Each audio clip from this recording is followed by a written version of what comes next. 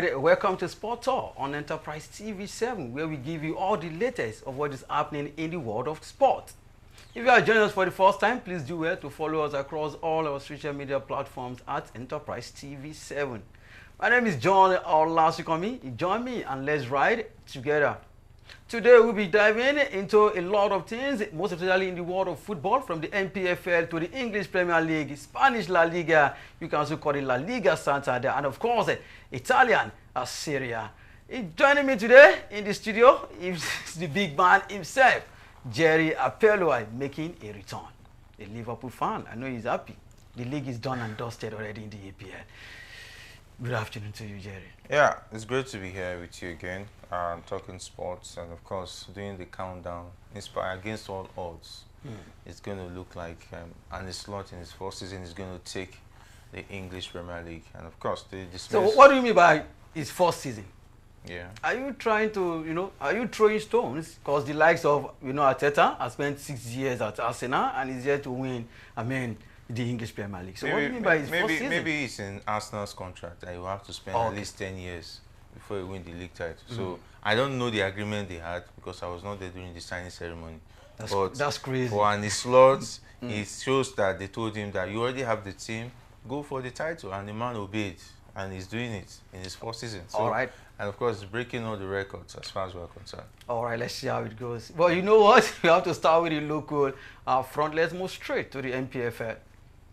Remo Stars, a technical advisor, Daniel Ogunmadede, says his team will go all out for maximum points in the matchday 32 fixture against Rivers United. They just lost to their baby sister, talking about, beyond limit in the President Federation Cup. Remo Stars will lock arms with Rivers United at the Aduki Amasiamaka Stadium on Sunday. For me, before now, I've said it countless times and I'll say it again, it is done and dusted too in the NPFL for me. I think we are in the era of Remo Stars. But Finidi George said something some weeks ago. He said they will fight until the last day. And it's looking like they will definitely fight until the last day. Because Remo Stars are on top of the log table with 8 points. And now, this weekend, the fixture between Rivers United and Remo Stars will definitely decide the winner of the NPFL 2024-2025 for me. I don't know.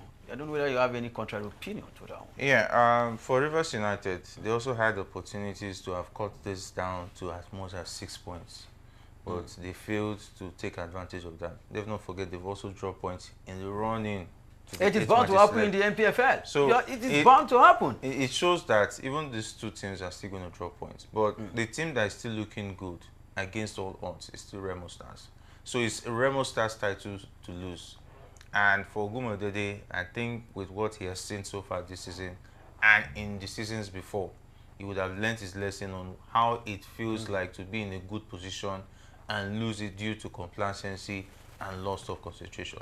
For Finidi George, he has won the league title before. Yes, of course, with Imba, so but not with Rivers United. Yes, he will want to ride on that experience to see how much points he can take. And of course, this is going to be a do-or-die affair. It's more or less like a derby for the title. But let's see how it pans out. If Rivers United win, it means it's going to be cut down to 5 points. To 5 points, which will make it even more interesting and more competitive. But don't also forget Remo Stars to have a game in hand. Yeah, they have a game in hand. A game in hand doesn't mean it's 3 points. It means you have played. to, until when you've played that game, then you can now decide whether it's enough to give you a yardstick over your other opponent. But I think it's Remo Stars' title to lose. I want to see Rivers United beat Remo Stars so that it will be competitive. We'll see a situation where you will not go and rest and believe that you won the league. Yeah, they should fight for the title. So if Remo Stars get to win this weekend, they will reduce to 5 points. So that's a big problem for Remo Stars. If Rivers United get to win this weekend. Yeah, definitely, that's the case. But if Remo should win this one, then it is all over.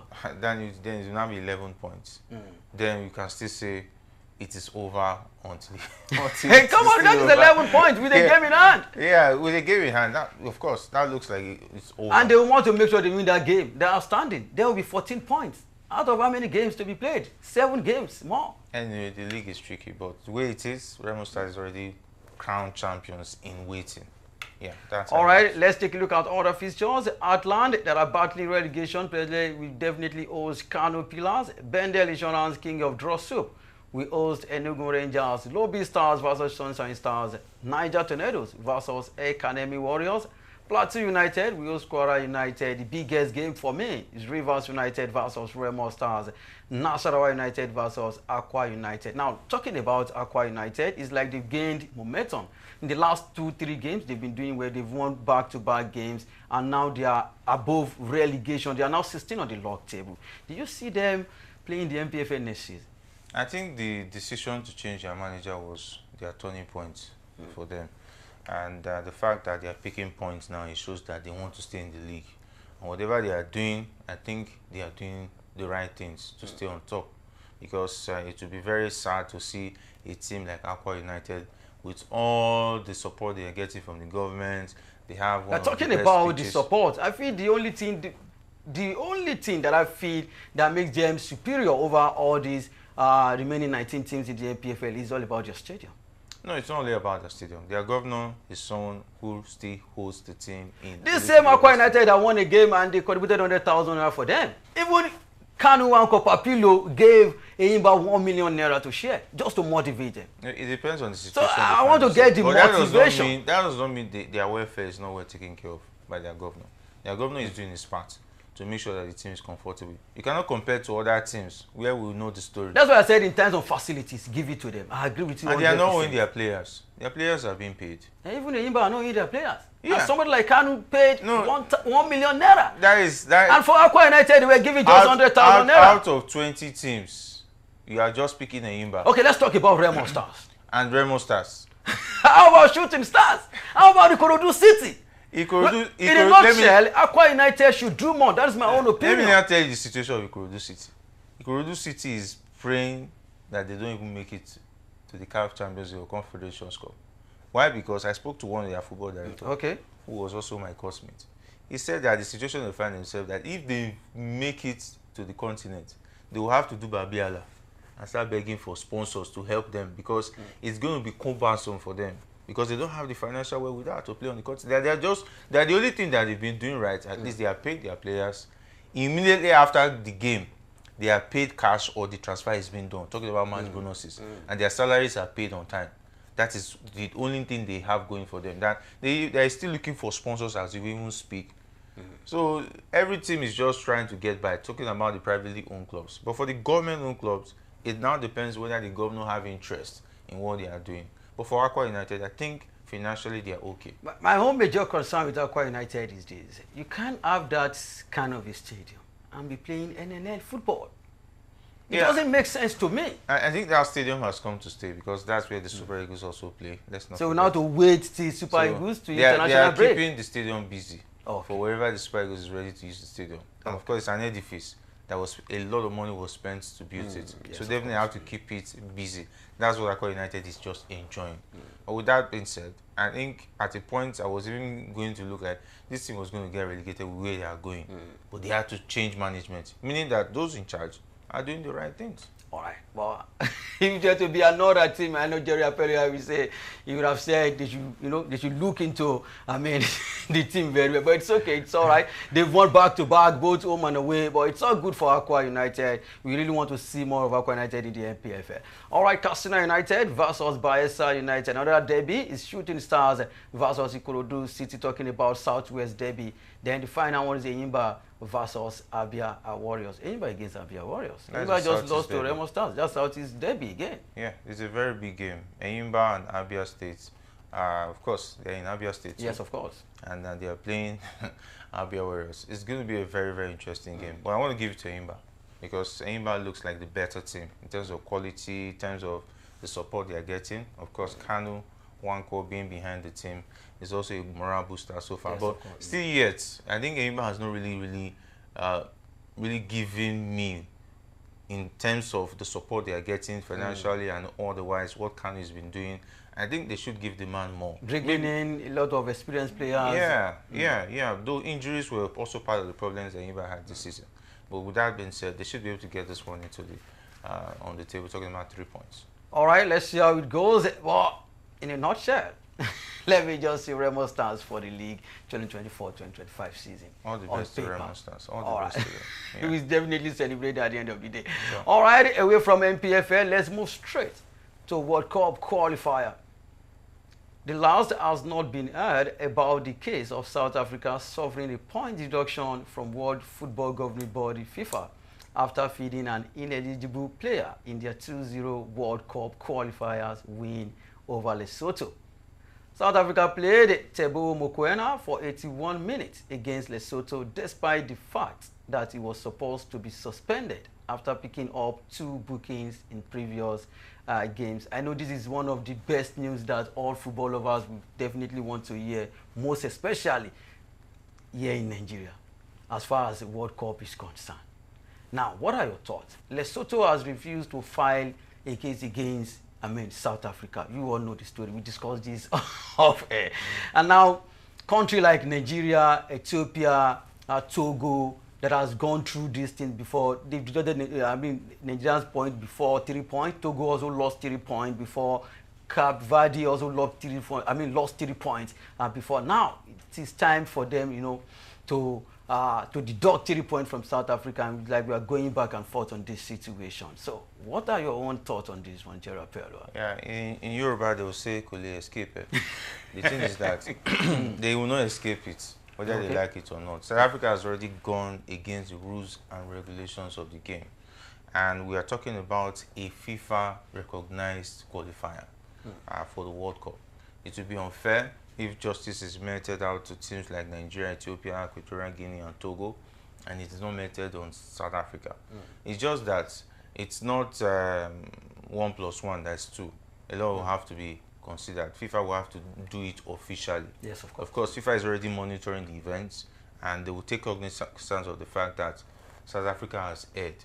So when the time comes, they will surely deduct the 3 points. And of course, I understand why teams like Nigeria will want it to be done hurriedly, because it would be unfair to have South Africa get away with such things, because they're also looking at an opportunity for the Super Eagles to also get advantage from the boardroom. Of course, the Super Eagles have failed to do their job, in spite of the fact that they were given opportunity over 2 games to better their position on the table, but they failed to do that. They drew against Zimbabwe and they still remain on the 4th position. With 4 games to go, Lesotho even getting the 3 points gives them an advantage and even an opportunity to make it to the World Cup. How interesting it will be that Lesotho will make it to the World Cup ahead of But what are the chances Africa of Nigeria making it to the... Okay, let's assume that, they've deducted the 3 points from South Africa. We are trailing them by 6 points before. It will definitely be reduced to 3 points. So we have to go to South Africa and beat them in South Africa. Is that possible on paper? Nigeria against South Africa in South Africa? Yeah, Nigeria has done it before. In terms of... I get that before you. I get that before. No, be now. One thing about the Super Eagles, when there's a very high competitive game against a very a team they feel that is as big as them in terms of quality. No, for instance, South Africa is big when they're at home. You get, and recently they've been one of the big teams in Africa in terms of their performance at the last Nations Cup. They got to the semi-final. They have and they are what in the FIFA rankings? Yeah. One of the best teams. Yeah. Even Nigeria is still above South Africa. Fine, all well and good. But take a look at their performance on the long run. I think they're a better team. I disagree with you, Gerard. Why I say they are the better team is that... Okay, let's take a look at the previous Nations Cup. No, what have they done? I'm not looking World at the Cup, Nations what Cup. have they done? What I'm looking at is like, they have a consistent team. Most of their players play at home. They understand each other better than the Super Eagles. And they have a coach who has been there for quite a while. And Bruce is not doing anything. What has he achieved? That's the question. The thing is that there's a difference in what you have achieved and difference on when you have a good team. The Super Eagles... A good team without nothing, Jerry Apello. A good team without nothing. See, the thing is that there's a difference between a team that has big names. Okay. That's what the Super Eagles has. But we don't have a complete team like South Africa. And we still played at the final of last Nations Cup. Where was South Africa? That's the quality of the team in terms of... 3 years ago, we played in the semi-final. Where was South Africa? That's individual talent. I totally disagree with you when you may disagree with me, yeah. They are one of the best teams in Africa. South Africa? Yes, in terms of the quality. Take a look at their league. If you talk about their league, they run a better league than us. I agree with you 100%. Yes, even in Africa, they have one of the best leagues in Africa. Because you and I know that our own best players are in diaspora. They are not in Nigeria. Fine. So talking about qualities, they are no near to the Super Eagles of Nigeria. I can say it 1 billion times. We'll wait and see when we play them. That's what I'm saying. So at the FMB what are they doing right that we are not doing right? I think that is what we should be treating. I'm letting you know what they are doing right. What they are doing right is that most of their players play in the PSL. If not even 90 or 99% of their players play in the PSL. And that doesn't make them a better team. Yeah, it makes them a better team because they are better organized, they understand each other. And they are what in FIFA rankings? It's not about the FIFA rankings as then it's about what? They are better than the Super Eagles because on the table. Because on the table, statistically right now they are better. Because they're a better team because on the table they are number 1. The Super Eagles. The same way Nottingham Forest is better than Man City right now. Yes. Okay. All right. Go ahead. Yes, on the table, the table says South Africa is the better team than the Super Eagles. Okay. Because in spite of all the quality names we have, why did we not beat Benin Republic? We have Victor Boniface on the pitch. We have Paul Onuachu against a Benin Republic side on a good day. You have who again? Paul. All right, it's over. You have started one value. It's over. Yes, like you people brought Tanimu. Okay. Your coach felt that Tanimu and Co were the best legs. And Kevin Bassey of this world. And still here they lost to Benin Republic. This is a team that have been struggling to even get. They've had only 1 win in as much games for the Super Eagles. So is that the same thing you want to count on against the South Africa side that have not lost any game? And maybe I think they've had only 1 draw. And they've had most wins, and they're on top of the table. Let's just wait for FIFA to do their job. So that's just my own opinion. Yeah. You just want to wait for FIFA to definitely do their job. All right, let's talk about the FIFA rankings. Nigeria now 6th in Africa. In fact, when I saw the news, I was like, come on, what's going on? Even Ivory Coast is above the Super Eagles of Nigeria. What's happening? The Super Eagles don't even deserve to move on sport. That's as far as I'm concerned. This is a team Why? that is struggling. This is a team that is struggling to even. We went to Amahoro Stadium. We went to Kigali. And we did Amavubi of Rwanda 2 goals to nothing away from home. For a team that has not won at home in all the World Cup qualifiers they've played so far. We still managed to gather 1,481 points. Even in the AFCON qualifiers, we are struggling to win at home. Go and check. The last time we won at home, that was at 2019 in all the qualifiers. So that's not a hallmark of a team that wants to dominate Africa. If you cannot win your home games. World Cup qualifiers or AFCON qualifiers? World Cup qualifiers. Okay. We've not won since 2018, which is really poor for a team that wants to even play at the World Cup. I think they don't even deserve to go to the World Cup. If you cannot win your home games. So now means World Cup back to back? Yes, because you have not done your homework. If you cannot win at home, so then why do you want to go and play at the World Cup? You can win a win. You can win a win. You are playing draws away. You only managed to have 1 win. In as many games you've played, both home and away. Congratulations. All right. We'll take it to the World Cup. To Eric Chell and, of course, the players. Take it to the World Cup. All right, let's see how that one pans out. We just wait for FIFA, of course, to definitely decide whether the 3 points will be removed or not. But only time will tell. All right, away from local football, let's move straight to foreign football. In the English Premier League, qualification for the UEFA Champions League remains a fiercely contested prize in the Premier League, with all the top 7 clubs winning their midweek fixtures. In the meantime, Manchester United, Newcastle United, and Aston Villa all boosted their Champions League hopes with Wednesday wins. 24 hours after second place, Arsenal and third place, Nottingham Forest, both claimed their own victories. Liverpool also triumphed to restore their 12-point lead at the top. I know that is where Jerry will definitely want to comment. Liverpool are now 12 points. You didn't emphasize that Man United lost to Nottingham Forest. Come on. I said something about the top 7. Yeah. United are number 13 on the log table. Congratulations. So, how do you want me to mention Manchester United? We're talking about the race for top 4. You mentioned Nottingham Forest in the top 4 race. And they beat Man United to cement their position. That's what I said. All the top 7 teams won during the midweek. So it's the same thing. That's a good one. Very interesting one. All right, let's talk about Liverpool. We saw a lot of drama in that Liverpool. The Merseyside derby, Liverpool against, Everton. It ended 1-0 in favor of Liverpool. What a brilliant goal scored by Diogo Jota, if not for injury. That goal is still even contested. There's also a talk about Luis Diaz being offside. But the rules are very, very tricky when it comes to the English Premier League. I still don't understand the rule. even for me.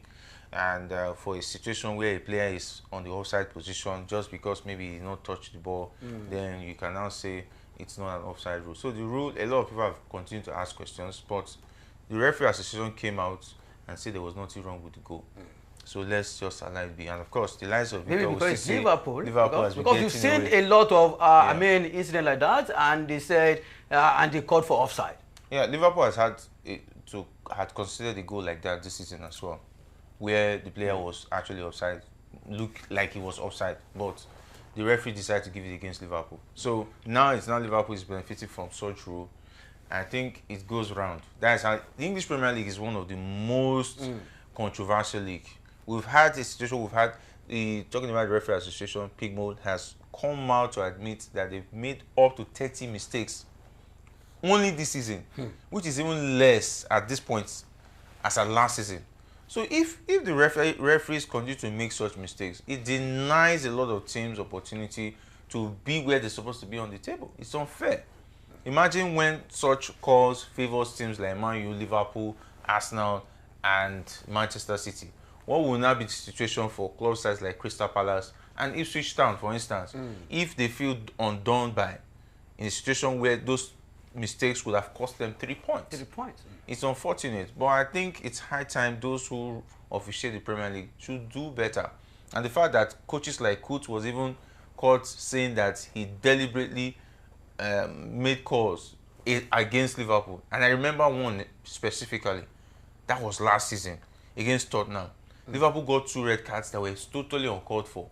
Udoje went away with a bad tackle that was worth a red card. It shows that the referees are taking personal situations to games, which is unfair.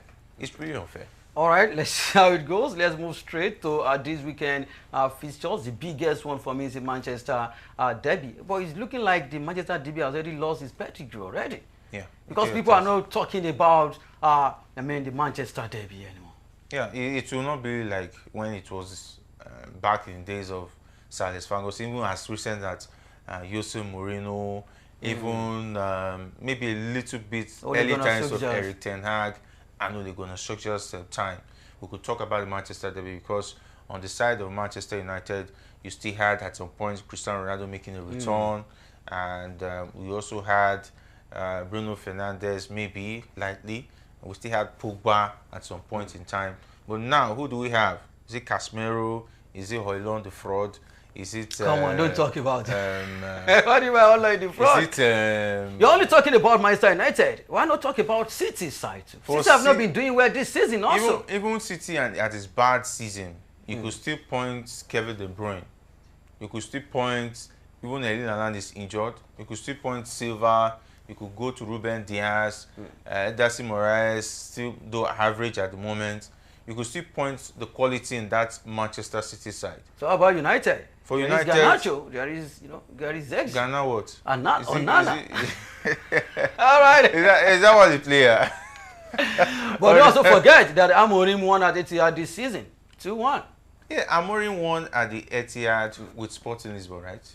No, with Manchester United. With Manchester United against Manchester City. Against City. I think that was a one-off. We all know.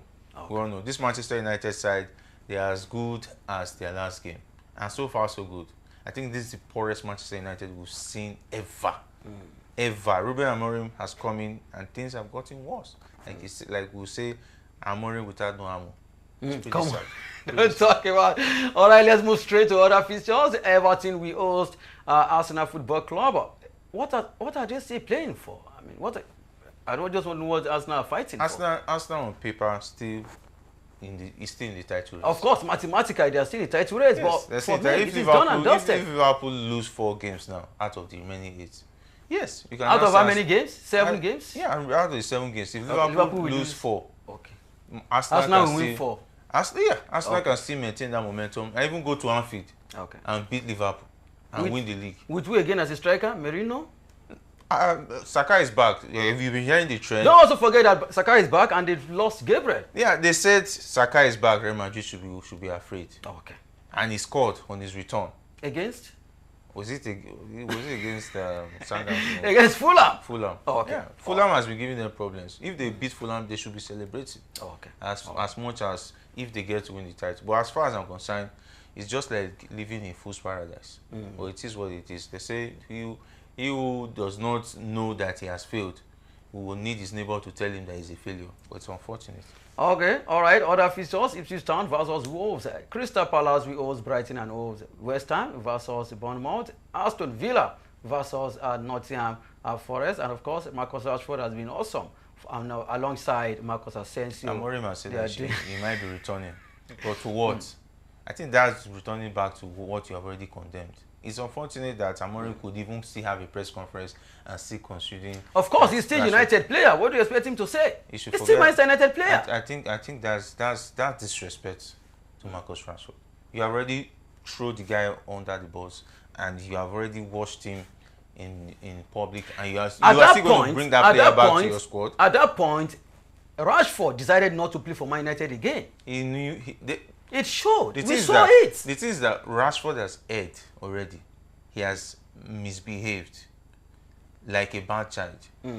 And the onus is now left on the coach to be able to manage the situation internally. Well, I've seen successive Manchester United managers do that to Don't also players. forget this young man just came into United when Rashford started all these things.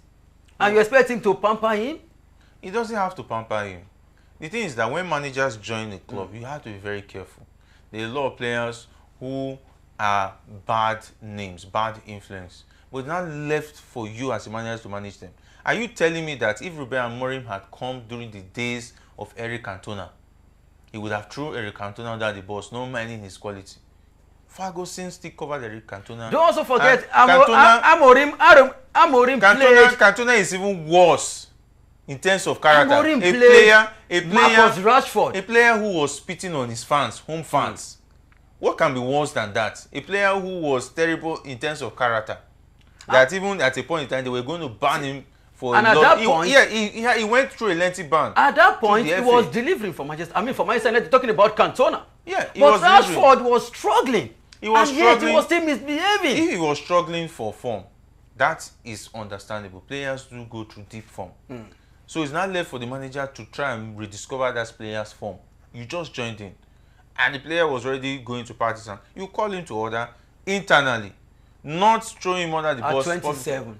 I wish him all the best. Now the Rashford you are complaining about, he's doing wonders at Aston Villa. What is different? What is happening at Aston Villa? Because you can't compare United and Aston Villa. Why? The same way Anthony is doing well in La Liga right now. It shows there's something wrong with the club. There's nothing wrong there. There's something wrong with not the club. We're talking about the media now.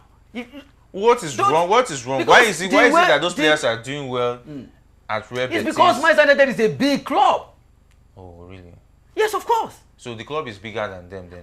Not that the club, if you want, let me go with you that the club is bigger than Anthony.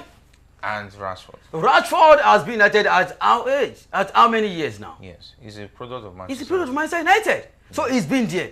That means those who are running a club are not doing the right things. That is why players like this would. And Rashford is collecting close to 400,000 every week. Pounds. So what are we now saying? The thing is that shows how they've pampered Marcus Rashford. My God, you should be collecting below 200,000 pounds a week, in my own opinion. Even Antonio. All right, away from United. Tottenham Hotspur versus Southampton. Brentford versus Chelsea. Chelsea also won yesterday, all thanks to ice cold Palmer cross to Enzo Fernandez. Fulham, we host Liverpool. Let's see whether Fulham will give Arsenal something to rejoice for this weekend. And of course, the biggest one, Manchester United versus Manchester City. Then Leicester, we host struggling Leicester City versus Newcastle United. All right, away from English Premier League, let's move straight to La Liga Santander. Just 3 points separate leaders, Barcelona from Real Madrid, at the top of the La Liga in a gripping campaign. And 3 goals also divide their main marksmen. Barcelona's Robert Lewandowski is the division's top goal scorer with 25. And Madrid's Kylian Mbappe trails him on 22, adding another facet to the engrossing battle. Talking about the race for La Liga this season is getting tougher every day. You know, just 3 points between Barcelona and, of course, Real Madrid. And don't also forget these two clubs definitely play in the Copa del Rey, another Clásico on the way. Now, if anybody fails to win in a week, then there is a problem for the other. Yeah, I think what Spain has revealed that everything is working together for the good of Real Madrid and Barcelona and the rest. Because it looks like everything, the Copa del Rey now is going to be a Clasico final. The Spanish league title is going down the wire between Real and Barcelona. Even the Champions League. Even the Champions League, we might have to see Barcelona Real Madrid. Imagine an El Clasico final in the Champions League, a title running between Barcelona and Real Madrid, and we will also see a Copa del Rey final El Clasico. That would be a blockbuster. And I see Barcelona coming tops in this title race because of Hansi Flick. Flick has been able to rediscover players like Lamine Yamal, and of course Rafinha has become a better player due to the fact that in spite of the fact that even players like Omo has not been registered due to logistics issues and of course fair play issues, but still yet this team has rediscovered themselves. They're doing well under Hansi Flick. Let's not forget they found a way to beat Barcelona by high scoring margin. Because that is why, for me, as far as that Copa del Rey final is concerned, I'm already seeing a Barcelona title as far as that one is concerned. And if they meet in the Champions League final, we might also be seeing Barcelona winning. That means we should start looking at who's going to win the Ballon d'Or from Barcelona. And of course, Barcelona fans have already started talking about Rafinha. And to be unfair, if now that Kylian Mbappe? Yes, Kylian Mbappe is doing well at what time of the season? Definitely, this is the best time to really show yourself. Mbappe has scored 33 goals already. Yeah, in all competitions. It's good that he has discovered that form now, because that is what you need in terms of contesting for the Ballon d'Or. But he has to win the Champions League. But talking about the Ballon d'Or, why is it that people are not talking about Harry Kane? Why will you talk about Harry Kane? Is it the same Bayern Munich side? Okay. Okay. Since we're talking, you know, but for the past 4 or 5 seasons now, for the past 4 or 5 seasons, when we want to talk about Ballon d'Or, we definitely talk about the stats. And when we talk about the stats, we talk about goals. And Harry Kane has given us a lot of goals this season. The team you are playing for. Bayern Munich are on top of the log table in Bundesliga. After they lost, they are still in the Champions League. After they lost the league last season. It doesn't matter. Last season is done already. We are in another season. Last season, because they did not win anything last season, that is why players like Harry Kane, in spite of the goals, is scored. I'm not talking about last season. I'm talking about this season Ballon d'Or. This season, they don't look good. Even as far as the Champions League is concerned, Bayern Munich is not even the rating. As far as even the is Ballon d'Or for club side or an individual award? It's an individual award based on your performance for your team and how far your team goes. Of course, that's why I said that is if they get to win the Champions League this season. That is if they get to win the Champions League. All right. All right, let's take a look at fixtures. Real Madrid versus Valencia. Barcelona, we host in form Real Betis. Let's see whether the likes of Antonio and Isco will definitely help Real Madrid this weekend. Sevilla at home against Atletico de Madrid. Villarreal versus Atletico Bilbao. All right, let's move straight to Italian Serie A. Napoli's pursuit of Serie A leaders, Inter Milan will face a severe test on Monday when they travel to inform Bologna they are on top of almighty Juventus. You know, but it's okay. Who have revived their own top 4 aspirations. Antonio Conte's side sit 3 points behind Inter with 8 matches remaining, leaving them with little margin for error. I don't know why Gerard Pereira is laughing, but it's okay. It's all right. Is it that you have become, it's okay. It's all right. Is it that something has happened to your memory that each time you want to mention Juventus, you add Almighty? Of course. This is a team that dominated Italian Serie A for like a year, for like a decade. I have an issue with that double standard when you want to mention a club side who has titles to show for in terms of their past records, and you say, I get them before. But when it comes to Juventus, they are still in the race for top 4. Which top 4?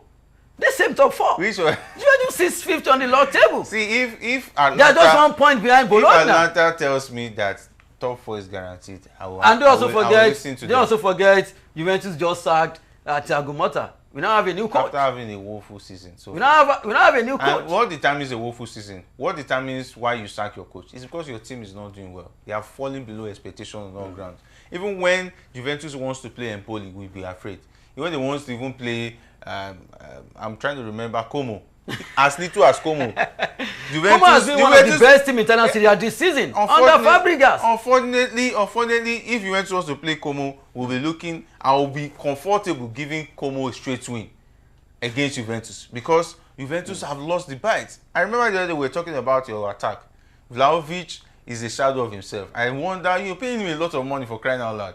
And he's turning out average. That is why we brought in Kolo Muani, and he has been scoring goals for Juventus. Kolo Muani was a failed project at PSG. And that's the player you want to rely on at Juventus. I feel for Juventus, in spite of the money they've stylishly spent. You should feel for Liverpool. Out of 4 cups, you just, See, if you should feel for Liverpool, if Juventus is winning the league with, what's his name? The coach is just sacked. Tudor. Look at the name, it always sounds so funny. If he was going for the league title, I'm very sure he will secure his position as the coach of the club going into next season. For his first season, I think you should give some at least show some respect, please. All right, Parma versus Inter Milan, AC Milan versus Fiorentina, Atalanta. For me, they are no more in the title race versus Lazio, Roma. We host almighty Juventus, whether Gerard Pera like it or not. Bologna. And that is a win for Roma already. It's a straight win for Roma. Versus even Roma Napoli. With average players, I still give them a guarantee to collect 3 points against Juventus. With the likes of Pellegrini. Who's Pellegrini? Paulo Dybala. Tammy Abraham. They are going to the stadium. These are better players than your attack. Yeah, is that aside than Roma? Yes, of course. just take away Mo Salah. Don't worry. Take away Mo Salah. Don't worry. They will play this game on Monday. Okay, aside Mo Salah, give me your player, your attacker that is better than Paulo Dybala. The thing is that I don't even know any of those Juventus attackers. Now I'm talking about Roma.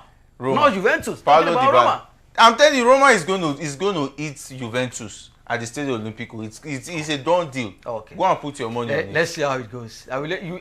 Juventus will prove to you that they know how to play big team than all these. Which big team? Oh, Roma is not a big team. And your almighty Juventus. All right, away from Italian Serie A, let's move straight to Bundesliga, where we talk about Vincent Kompany and of course Bayern Munich. Vincent Kompany has a selection headache in defense ahead of Friday's meeting with Augsburg. With 65 points from 27 games, Bayern owed a 6-point advantage over defending champions Bayer Leverkusen. Don't you think it is done and dusted? It's not done and dusted. This Bayern is not done and dusted. I still see, even though Bayer Leverkusen has surprisingly dropped from this season, I don't know what is actually wrong with that Bayer Leverkusen side. Is it that the players like Boniface, because he has failed to step up? Is it Schick, who has also failed to step up? Is it Frimpong? And I don't know, maybe the burnout of all the games they played last season is also telling on the players. But they're still not doing badly for a team that has dropped. I think Xabi Alonso should have added at least 1 or 2 players. Top players, not just players. Yes, top players. In the attack and maybe in the midfield. At least to have a breath of fresh air. To have other players. Just to balance the team. Yeah, to balance in terms of experience. Maybe if he had done that, they would not be 6 points behind Bayern. But it's not yet over. This same Bayern will still going to draw points this season. I just want them to win for the sake of, Harry Kane. That's all. Don't be surprised. Bayer Leverkusen can still pick this league ahead of Bayern Munich, because I hope the Harry Kane cause they've done deliverance on it. If not, if the juice is still on, 6 points is just 2 games. Yes, of course. And they're even playing on the road this Friday. So anything can still happen. It is well for Harry Kane. Augsburg versus Bayern Munich. Edenham hosts Bayer Leverkusen. Freiburg versus struggling Dortmund. Leipzig versus Hoffenheim. St. Pauli, we host Mönchengladbach. Union Berlin versus Wolfsburg. All right, away from football, let's move straight to other sports. In the world of boxing, a Nigerian professional boxer, Gabriel Oluwasegun Success Olanrewaju, tragically died after collapsing during a fight in Ghana. The former Nigerian and West African light heavyweight champion collapses onto the ropes in the 3rd round without taking a punch.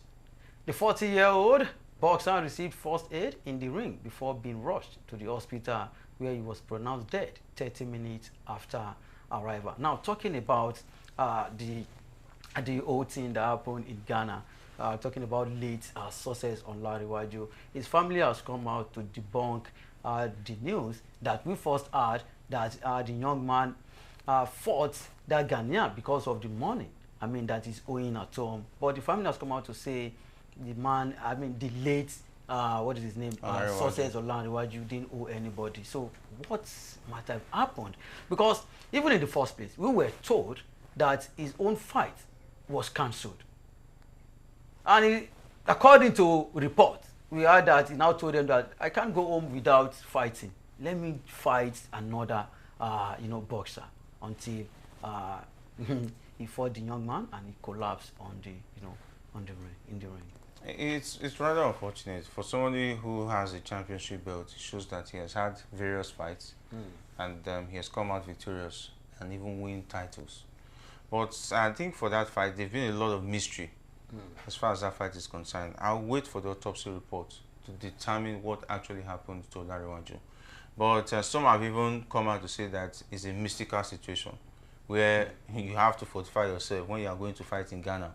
What is this fortification level when it comes to the African fortification? Going to Ghana and without even receiving a punch, he collapsed, and they say the rest is history. It's rather unfortunate. May his soul rest in peace. He was a gallant boxer, according to stories we've heard about him. But it's rather unfortunate. Rather unfortunate. So sad. We just wish the family members, we wish them well, and of course the late success of Olariwaju rest. May his soul continue to rest in perfect peace. All right, that is how much we can take on Sport Talk on Enterprise TV 7. Endeavor to subscribe and click the notification bell to get notified of all alerts. Follow us across all social media platforms. Like, share, and engage in all content. Do well to visit our website at www.enterprisetvnews.com to get news you can use, live updates, and inclusive. Jerry Apeloi has been great on the show this wonderful afternoon. Yeah, it's been awesome. And of course, please, do away with the almighty Juventus. Let it remain Juventus or little Juventus. That's what I will be comfortable. Liverpool all the way. Never walk alone. Remo Stars all the way. Never. Inter Milan all the way. Sure. Bayern Munich all the way. I didn't hear Juventus all the way. That's I'm comfortable. I'm good with all that. right, my name remains John Olashikomi. Thanks for watching.